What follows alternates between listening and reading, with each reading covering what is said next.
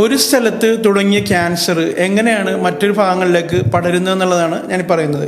Metastasis എന്നാണ് ആ പ്രക്രിയനെ പറയുന്നത്. സാധാരണഗതിയിൽ അബ്നോർമൽ ആയിട്ടുള്ള സെൽസ് ഇതുപോലെ ട്യൂമറായി വളർന്നു വരും. ഈ വളർന്നു വന്ന സെൽസിൽ നിന്നും അതിൽ നിന്ന് ചില സെൽസ് ചിലപ്പോൾ ലോക്കലി ഉള്ള തൊട്ടടുത്തുള്ളതിലേക്ക് ലോക്കൽ സ്പ്രെഡ് വരാം. അതല്ലെങ്കിൽ ഈ സെൽസ് ചിലപ്പോൾ നമ്മുടെ ബ്ലഡിലോ അല്ലെങ്കിൽ ലിംഫാറ്റിക് ചാനൽസിലോ ഒക്കെ എൻ്റർ ചെയ്തിട്ട് ശരീരത്തിൻ്റെ മറ്റു പല ഭാഗങ്ങളിലേക്ക് പോയിട്ട് അവിടെ പോയിട്ട് സെറ്റിൽ ചെയ്യുക, അവിടെ പുതിയ ട്യൂമറായിട്ട് വളരുക. ഈ രണ്ട് രീതിയിലാണ് ഈ ട്യൂമർ സെൽസ് ശരീരത്തിൽ സഞ്ചരിച്ചിട്ട് വളർച്ച ഉണ്ടാക്കുന്നത്.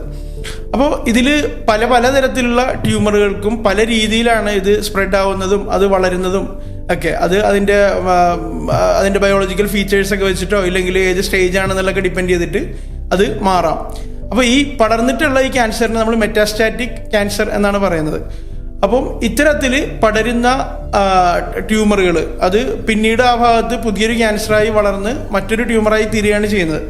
അപ്പം ഈ കാര്യങ്ങളൊക്കെ അറിഞ്ഞിരിക്കേണ്ടത് ഇമ്പോർട്ടൻ്റ് ആണ്. കാരണം ഏർലി ഡിറ്റക്ഷൻ എന്നുള്ളതിൻ്റെ ഇമ്പോർട്ടൻസ് ആണ് ഞാൻ പറഞ്ഞു വരുന്നത്. നമ്മൾ ക്യാൻസറിൻ്റെ വാർണിംഗ് സൈനുകൾ ഡിസ്കസ് ചെയ്യുന്നത് അതുകൊണ്ടാണ്. നേരത്തെ ക്യാൻസറുകൾ തിരിച്ചറിയുകയും തുടക്കത്തിൽ തന്നെ അത് തിരിച്ചറിയാൻ സാധിക്കുകയും ചെയ്തു കഴിഞ്ഞാൽ അതിൻ്റെ സ്ക്രീനിങ് ടെസ്റ്റുകളോ ഒക്കെ ചെയ്തു കഴിഞ്ഞാൽ നേരത്തെ തിരിച്ചറിഞ്ഞ് ഇത് കൂടുതൽ കോംപ്ലിക്കേഷനിലേക്ക് പോവാതെ അത് നമുക്ക് ട്രീറ്റ് ചെയ്ത് ശരിയാക്കാൻ സാധിക്കും.